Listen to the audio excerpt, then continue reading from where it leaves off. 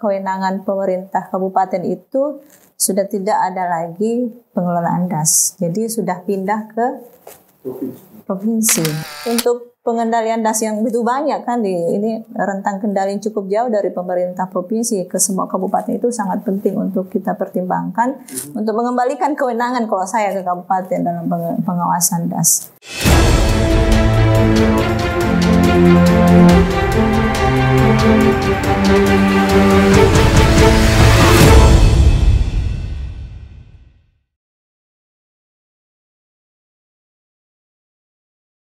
Selamat datang di UTAS Kemitraan. Kembali lagi bersama saya Abimanyu Sosokaji dari program kemitraan khusus untuk penanganan perubahan iklim. Hari ini saya akan bincang santai bersama Ibu Andi Ayu Cahyani Sarjana, yang kebetulan juga anggota Forum DAS, dan beliau ini juga sebagai Kepala Bagian Persidangan dan Perundang-undangan DPRD Kabupaten Bulukumba. Kita akan bincang-bincang terkait DAS. Ini kaitannya dengan kegiatan yang dilakukan oleh teman-teman dari Lembaga Payung dan Awase di bawah pendanaan Adaptation Fund atau AF, berkaitan dengan adaptasi perubahan iklim di Kabupaten Bulukumba, yang memang fokus pada 3 DAS di daerah Bulukumba ini. DAS ini menjadi salah satu fokus utama karena memang beberapa kali terjadi banjir dan bencana hidrometeorologi yang menyebabkan genangan-genangan di kota Bulukumba, dan terutama beberapa kali terjadi banjir yang bersamaan dengan pasang laut sehingga genangannya menjadi lebih parah dari biasanya. Kabupaten Bulukumba saat ini sudah memiliki forum DAS yang tentunya akan berkoordinasi dengan provinsi dalam konteks DAS di Kabupaten Bulukumba. Nah, Ibu Ayu, Ya. Ibu Ayu ya panggilannya. Betul. Jadi karena Ibu juga anggota forum DAS, tentunya Ibu mungkin lebih mengerti dari saya terkait dengan konteks pengelolaan DAS di Kabupaten Bulukumba. Kalau menurut Ibu, kan ada kewenangan yang paling menarik ya, Iya, betul. provinsi dan kabupaten. Nah, kira-kira apa kendalanya? Tapi mungkin sebelum dijelaskan, mungkin Bu Ayu bisa cerita sedikit, terutama keterlibatan Bu Ayu di Forum DAS. Silakan. Iya, terima kasih. Nah, kami terlibat di Forum DAS awalnya sebelum penandatangan MOU, kita diskusi-diskusi dengan teman-teman Payo ASE. Kemudian pada saat ingin menyusun MOU, kita ada diskusi juga dengan bagian hukum pemerintah daerah. Nah, disitulah kemudian muncul pada saat kita kaji peraturan perundang-undangan, kita baca terkait kewenangan di Undang-Undang 23 2014 tentang pemerintahan daerah. Ternyata di kolom kewenangan pemerintah kabupaten itu sudah tidak ada lagi pengelolaan DAS. Jadi sudah pindah ke provinsi. Ya. Itu kemudian menjadi kendala pada saat itu. Nah, tapi kemudian kita tahu bahwa di Kabupaten Bulukumba banyak DAS, dan itu tadi seperti yang disampaikan Mas tadi, akibat-akibat yang ditimbulkannya. Nah, kita berupaya bagaimana agar kegiatan itu tetap kita terlibat pemerintah daerah, walaupun kemudian kita terkendala dari segi kewenangan tersebut. Nah, jadi pada saat itu kita bersimpulan bahwa kita ceritanya ini pemerintah daerah ini memfasilitasi kegiatannya, karena dari segi koordinasi ke pemerintah desa, di RPJM DES-nya, kemudian ke RPJMD-nya kita. Nah, kemudian setelah kita kaji di Undang-Undang 23, kita melihat ke level bawahnya lagi, ke Permenhub nomor 39 2009 kalau tidak salah. Nah, disitulah terlihat bahwa Permen ini lahir sebelum ditetapkannya Undang-Undang 23. Jadi secara otomatis, secara hukum kita mengacu ke yang lebih baru dan lebih tinggi. Nah, undang-undang berbanding dengan Permen, tentu kita lebih memilih undang-undang. Nah, dan pada saat itu kita tertolong oleh adanya peraturan daerah Provinsi Sulawesi Selatan yang ternyata sudah sudah sejalan lah dengan Undang-Undang 23 ini terkait dengan pengelolaan DAS. Nah, itu peraturan daerah itu nomor 10 tahun 2015 kalau tidak salah. Bukan. Dari provinsi. Iya, Provinsi Selatan. Kita mau mencoba menarik benang merah di mana kita bisa masuk pemerintah daerah, sementara dari segi kewenangan ini kita tidak ada kan berdasarkan Undang-Undang 23. Betul. Nah, jadi pada tahun 2020 ada peraturan gubernur lagi yang lebih rinci mengatur mengenai hal ini. Nah, sayangnya di situ tidak mendelegasikan secara khusus ke pemerintah kabupaten terkait pengelolaan DAS ini. Tidak ada sama sekali bahwa pemerintah kabupaten ini tugasnya secara khusus mendelegasikan ataupun semacam tugas perbantuan. Nah, makanya pada saat FGD terakhir itu kita mengundang teman-teman Payowasu mengundang dari tingkat provinsi, ada Prodas provinsi, kemudian dari Bappelit Bangda, kemudian dari yang UPT-nya kementerian apa lagi yang di provinsi? Balai BPI. Balai. Hanya dilakukan diskusi, makanya kemudian kita mengusulkan bahwa untuk pembentukan Fordas ini yang selama ini mereka pembentukannya itu melalui SK kabupaten, sebab bupati di masing-masing kabupaten. Kalau kami berkesimpulan tidak bisa lagi kita SK bupati karena kita sudah tidak punya kewenangan lagi. Makanya SK gubernur. Nah, dan bagusnya kira ini sisi positifnya karena kita bisa melebih mengkolaborasikan program-program mulai dari tingkat provinsi sampai ke tingkat kabupaten untuk terkait dengan dukungan terkait dengan pengelolaan DAS ini. Jadi tidak hanya di kabupaten, tapi provinsi juga harus terlibat. Maka akhirnya SK Fordas ini SK gubernur satu-satunya di Sulawesi Selatan, yang lain di SK bupati. Lain SK bupati. Iya. Oke. Ya, menarik. Jadi kalau kita bicara daerah aliran sungai atau DAS ini dengan forum yang satu-satunya baru ada di kabupaten di provinsi ya. Nah, terkait DAS yang ada di Kabupaten Bulukumba. Ini kan ada, kalau saya nggak salah, 33 DAS ya di Bulukumba. Sedangkan yang ditangani oleh atau difokuskan oleh Pak Yoyo baru 3 DAS. Nah, ini kira-kira ini kan banyak ya. Iya, betul. Apakah meskipun kewenangan dari provinsi dan ternyata di dalam kebijakannya itu tidak ada peran dari kabupaten sama sekali gitu ya. Tapi kan masih mengukur juga kemampuan provinsi dalam mengelola DAS dari Sulawesi Selatan. Menurut Ibu, mampu nggak kira-kira provinsi menangani semua permasalahan DAS yang ada? Karena permasalahannya kan mirip-mirip nih. Biasanya gundul di hulu gitu ya, hulunya rusak gitu ya, terus jadi hilirnya menjadi terkena imbas dari situ gitu ya, dan itu kan biayanya besar tiap DAS. Apalagi kalau kita bicara hukum aja 33. Nah, kalau satu provinsi, kira-kira gimana menurut Ibu?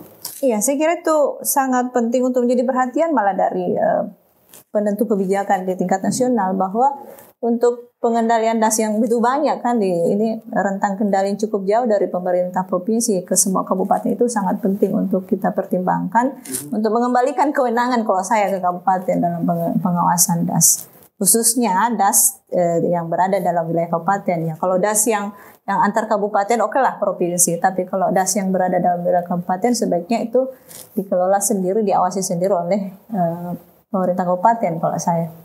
Ya, karena kalau kebijakan tidak ada di kabupaten, artinya dalam konteks penganggaran pun kabupaten tidak bisa menganggarkan. Tidak bisa, betul. Akan jadi temuan. Rehabilitasi atau ada revitalisasi. Iya. Ya. Jadi ini jadi masalah ya. Iya, betul. Melihat kondisi DAS yang terutama di 3 DAS yang dikawal oleh teman-teman PAI ini kan kegiatannya, kalau tadi saya bincang juga dengan Pak Adi dari Dinas Lingkungan Hidup dan Kehutanan. Beliau menyampaikan bahwa apa yang dilakukan teman-teman Payowasu ini dalam konteks perubahan iklim sudah satu paket, jadi DAS-nya diurus, sumber daya masyarakat ini. Nah, menurut Ibu untuk khusus DAS, apakah ini untuk Kabupaten Bulukumba satu progres yang positif dan bisa direplikasi di das-das lain yang ada atau bagaimana? Kenapa? Karena banyak di 33 das. Iya, itu sempat juga menjadi menjadi pertanyaan dari pemerintah daerah pada saat awal teman-teman Payo Ase menawarkan kegiatan ini. Oh, cuma 3 das, sementara kita ada 33 das. Yeah. Permasalahan yakin dari das 1 ke das yang ini pasti berbeda kan? Betul. Ada yang menjawab bahwa ya ini kan nanti akan permasalahan yang ada bisa direplikasi di das lainnya. Saya kira itu tidak cukup. Ini penting ke depannya untuk kita perhatikan kegiatan-kegiatan yang, karena nantinya ini Fordas keluarannya kan ada dokumen das. Kalau hanya 3 yang dibuat sangat tanggung menurut saya. Jadi tapi untuk 3 das sebagai awal ini saya kira cukup positif dan harapannya memang ke depan masih diperpanjang untuk das-das lainnya. Karena yakin saja Mas, permasalahan di das-das itu berbeda. Karena topografinya dan sebagainya, masyarakatnya berbeda. Karena melihat problem yang terjadi sekarang tentunya harus ada aksi ya. Yeah. Sebelum aksi tentunya ada rencana aksi atau roadmap. Betul. Das. Yeah. Apakah itu juga sedang digodok sekarang di Perumdas atau bagaimana? Iya, kita sementara dengan inventarisasi teman-teman yang ada di desa-desa itu yang menjadi sasaran itu 14 desa. Inventarisasi permasalahan dari mereka itu kita kumpulkan, kemudian kita ada beberapa kali pertemuan FGD mencari solusi dari permasalahan tersebut. Mudah-mudahan nantinya akan lahir dokumen pengelolaan das yang mudah-mudahan bisa bermanfaat. Harapannya sih sebetulnya memang ini diaplikasikan hanya di 3 das, tapi mudah-mudahan juga bisa dipakai direplikasi di das-das yang lain. Tapi kalau lebih berharap lagi ya kalau program ini diperpanjang lagi untuk das-das lainnya.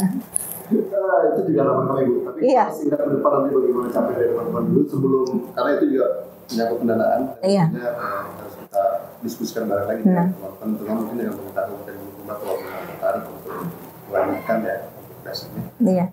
Tapi yang pasti kalau saya melihatnya menariknya dari kunjungan yang kita akan lakukan sekarang ini dan sebelumnya kan kami pernah berkunjung ke Bulukumba untuk melihat ada beberapa wilayah yang memang kawasan huniannya itu mepet dengan sungai. Ya. Sementara kemarin bincang-bincang dengan Bupati kan beliau berharap bahwa ada aturan yang mengatur sepadan sungai. Nah, kalau misalnya di wilayah-wilayah yang sudah berpenghuni ini gimana solusinya? Iya, itu sebetulnya jadi permasalahan juga buat pemerintah daerah bagaimana mengatur hal-hal terkait dengan itu. Ya, saya kira itu salah satu permasalahan yang mungkin bisa dimunculkan di dokumen das. Bagaimana untuk memberi solusi bagi khususnya pemerintah daerah atau pemerintah provinsi program-program yang ada kaitannya dengan bagaimana mengedukasi masyarakat ataupun mencari solusi pemindahan dan sebagainya. Kita belum tahu bagaimana ke depannya. Nanti akan dilihat dari hasil diskusi mungkin. Ya, karena kalau saya melihat sungai itu kan seharusnya menjadi pusat rekreasi. Iya, betul. Salah satu alternatif untuk rekreasi. Nah, ketika sepadan sungainya dipenuhi oleh hunian, tentunya itu tidak bisa lagi jadi objek rekreasi. Satu itu. Kedua, ketika hunian itu bersisian dengan sungai dan bagian belakangnya yang menghadap sungai, tentunya ini jadi tempat sampah. Iya. Gitu kan. Sudah biasa. Nah, itu kita lihat. Betul, iya. Kan? Jadi ini satu masalah juga. Iya. Mudah-mudahan Perumdas bisa menyelesaikan masalah mudah-mudahan itu dengan baik. Iya.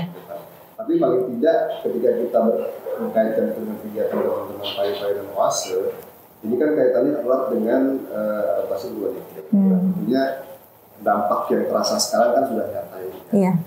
Naiknya muka air laut, kemudian curah hujan yang tidak bisa diprediksi. Iya, betul. Akhir-akhir ini mungkin singkat tapi begitu deras sehingga sungai tidak bisa lagi menampung debit air. Iya. Nah, menurut Bu Ayu, bagaimana sih sebetulnya kegiatan yang berkaitan dengan perubahan iklim ini bisa selalu dikaitkan dengan pengelolaan das? Karena kita melihat semua das itu kan muaranya pasti ke laut. Iya. Ya kan?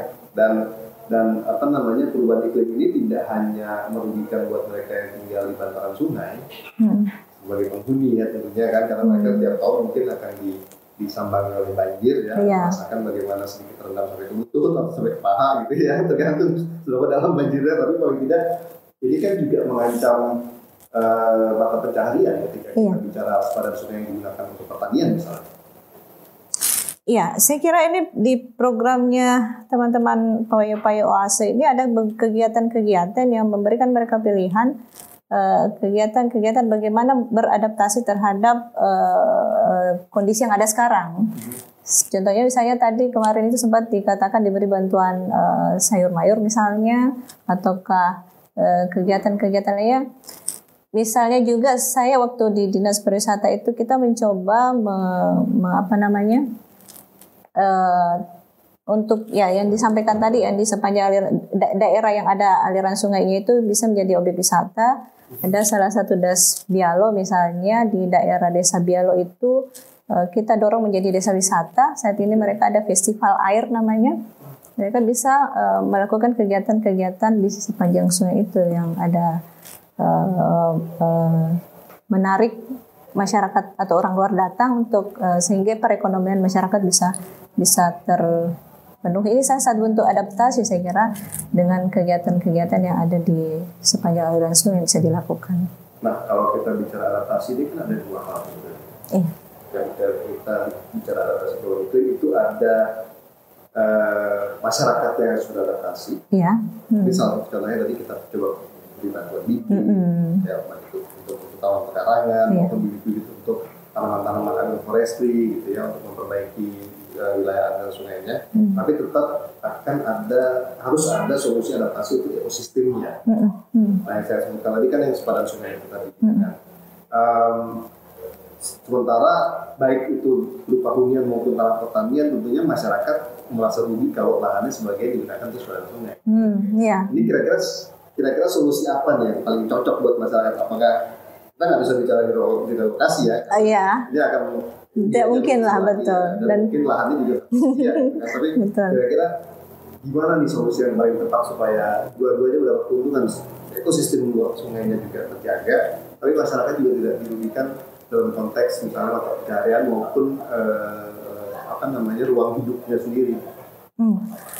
Iya, masalah memang yang perlu terus dipikirkan itu salah satunya ya salah satu kegiatan yang program yang kita lakukan. Saya banyak berbicara pariwisata karena saya sebelumnya di Dinas Pariwisata. Kita bagaimana mengedukasi masyarakat yang ada di sepanjang sungai itu, misalnya melalui pemerintah daerah desa menetapkan sebagai desa wisata misalnya, bagaimana mereka yang ada di sepanjang sungai, misalnya ada kebun kelapanya, mereka bisa memanfaatkan untuk pengunjung yang datang untuk menikmati bagaimana bermain di sungai misalnya. Itu salah satu bentuk yang bisa dilakukan. Sampai itu ya edukasi lagi saya kira yang paling penting, bagaimana mereka bisa tetap menjaga ekosistem, bagaimana menjaga sungai, tidak membuang sampah misalnya langsung ke ini. Ada misalnya juga bank sampah yang diminta kepada setiap pemerintah desa untuk menggalakkan, mengedukasi masyarakat untuk bawa sampahnya ke bank sampah dan sebagainya. Saya kira banyak program-program yang bisa dilakukan terkait dengan itu. Ya, itu mungkin akan menjadi diskusi bersama ya. Iya. Ketika kita bicara adaptasi perubahan iklim, karena ketika kita bicara adaptasi untuk manusianya, tentunya di situ ada ketahanan ekonomi dan ketahanan pangan salah satu, juga kesehatan. Iya. Ya, kita bicara genangan, tentunya itu sudah pasti akan jadi sumber penyakit. Itu satu hal yang pasti. Saya kemarin juga melihat ada beberapa rumah yang sudah tergenang, boleh dibilang permanen karena airnya nggak bisa keluar lagi. Dia di pekarangannya sebagian.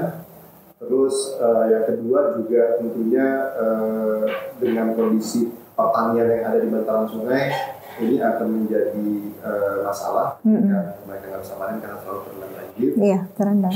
Dan juga seperti kemarin itu ibu sudah mendapat bibit untuk tanaman pekarangan, ketika wilayahnya kebanjiran ya tanaman pekarangannya juga rusak. Jadi itu yang menjadi pemikiran juga bagaimana kondisi di daerah itu bisa. Iya, betul. Kalau kita kembali ke kebijakan, ini kan seperti saya di awal tadi sebutkan antara menarik ya, antara provinsi dan kabupaten. Nah, sementara ketika provinsi mungkin dari segi anggaran juga tidak mampu mengcover semua masalah das yang ada di Kabupaten Bulukumba, terutama juga sepengetahuan saya di Sulawesi Selatan ini das yang masuk prioritas baru Sadang kalau nggak salah. Sementara das lain itu belum. Jadi mungkin anggarannya lebih diprioritaskan ke arah das Sadang gitu ya. Harapannya apa dengan adanya tarik-menarik kebijakan ini ke depan, mungkin kalau dari Ibu sebagai anggota Forum Das gitu ya, kira-kira bagaimana sih yang sebaiknya dilakukan oleh pemerintah mengatasi hal ini? Iya, saya seperti saya sampaikan tadi bahwa perlu melihat kembali terkait dengan pemindahan kewenangan itu. Kan sebelum Undang-Undang 23 tadi, pemerintah kabupaten ada kewenangan terkait dengan itu. Di kolom kewenangan Undang-Undang Pemerintah Daerah 32 dulu ada terkait dengan pengelolaan das. Tapi kemudian di Undang-Undang 23 itu sama sekali tidak dipindah ke provinsi. Saya kira ini perlu dikaji kembali, mengembalikan kebijakan atau kewenangan minimal program-program kegiatan yang bisa diimplementasikan di das itu. Banyak sih sebetulnya jalan ya yang dilakukan oleh pemerintah kabupaten selain hanya penyebutan das melalui program iklim kan tidak melarang ke sana kan. Tapi alangkah bagusnya kalau memang ada kewenangan khusus pemerintah kabupaten untuk terkait dengan pengelolaan das. Seperti yang disebutkan bahwa rentang kendali dari pemerintah provinsi sangat apa ya? Kalau kita bicara pemindahan kewenangan, berarti perubahan undang-undang. Ya, satu itu. Kedua, juga pertanyaannya seberapa besar peran Perumdas nantinya untuk mendorong itu. Jadi kira-kira bagaimana peran Perumdas menurut Bapak Ibu terkait dengan mendorong adanya pemindahan kewenangan? Kalau ini kan masalah nasional ya, bukan cuman Bulukumba. Kalau semua forum das menyadari adanya kewenangan yang tidak imbang ini, saya kira bisa memberikan rekomendasi, menyampaikan ke pemerintah pusat misalnya adanya pertimbangan-pertimbangan yang bisa dilakukan untuk terkait dengan itu. Minimal misalnya kalau perubahan undang-undang susah, ada Permen LHK atau apalah di bawahnya yang mendelegasikan, kan bisa Mas. Kalau bukan kewenangan kita bisa didelegasikan ke kabupaten. Untuk saat ini waktu diskusi terakhir kita minta pemerintah provinsi merubah peraturan gubernur, ada delegasi khusus ke pemerintah kabupaten untuk menjalankan program-program kegiatan yang mensupport program utama dari pemerintah provinsi. Tapi tentunya harus didukung dengan anggaran juga kan? Iya, pasti. Delegasikan kewenangan tapi tanpa anggaran bisa dilakukan program-program nanti untuk das. Oke, saya rasa mungkin itu jadi statement penutup ya untuk hari ini. Ibu Ayu, terima kasih banyak atas partisipasinya dan masukan serta informasi yang diberikan untuk pengelolaan das terutama di Kabupaten Bulukumba. Tadi menarik karena adaptasi perubahan iklim juga tentunya akan sangat beririsan dengan pengelolaan das. Ketika kita bicara muka air yang meningkat, perubahan presipitasi air hujan, curah hujan yang berubah debitnya dan segalanya, dan juga meningkatnya frekuensi banjir di wilayah-wilayah aliran sungai seperti Kabupaten Bulukumba. Oke, YouTubers, saya rasa bincang-bincang kita cukup menarik ya dengan Ibu Ayu, dan mudah-mudahan ini menjadi pengetahuan yang berguna untuk teman-teman yang mungkin belum mengetahui bagaimana pengelolaan daerah aliran sungai atau das di Indonesia, terutama dengan adanya forum das ini yang sebetulnya sangat penting karena ini merupakan satu aksi multi pihak yang ya kan Bu, aksi multi pihak yang melibatkan sektor-sektor, lintas sektor untuk terlibat dalam pengelolaan das dan memperhatikan bagaimana daerah aliran sungai ini bisa selalu bermanfaat dan berkelanjutan untuk masyarakat, terutama yang tinggal di daerah aliran sungai tersebut. Kita mengetahui, terutama teman-teman yang mungkin tinggal di kota, sungai itu Jakarta sekarang sudah mulai berbenah ya dengan sungai yang diharapkan bisa lebih bersih dan tidak lagi menjadi tempat sampah, tetapi tetap ada daerah-daerah yang akan tetap menjadi kantong sampah di wilayah tertentu, terutama di kota besar maupun di kabupaten dan di desa-desa. Itu PR bagi das, Fordas. Ya betul. itu menjadi PR untuk Fordas dan dan pemerintah utara. Untuk itu kita sekiankan dulu perbincangan hari ini dan mudah-mudahan bermanfaat dan sampai bertemu lagi di podcast berikutnya. Assalamualaikum warahmatullahi wabarakatuh. Waalaikumsalam warahmatullahi wabarakatuh.